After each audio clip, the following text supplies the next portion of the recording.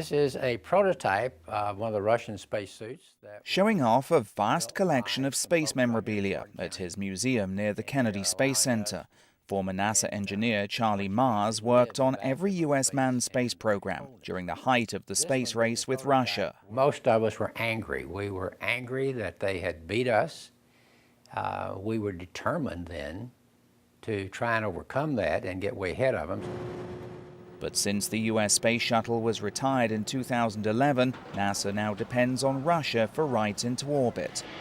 Russia's Soyuz craft is now the only way for U.S. astronauts to get to the International Space Station, at least until 2017, following recent budget cuts. One of the Russian models. Charlie Mars thinks NASA's decision to cut most of its links with Russia's space agency may backfire.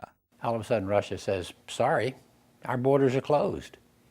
So what are we going to do? It's going to be a Russian space station.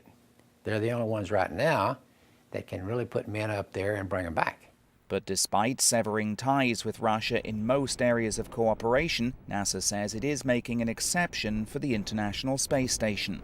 The space station is an international venture, so what the U.S. and Russia have done are very intertwined. Communication systems, power systems, even rides up to the International Space Station on Soyuz rockets are all interconnected, and you can't just pull that thread on a sweater and watch it unravel. This is a model of the Saturn V. NASA veterans say they believe the U.S. is now a long way from the glory days of Saturn, Mercury and Apollo, and Charlie Mars fears the latest spat over Ukraine could deal a major setback to America's future adventures in space.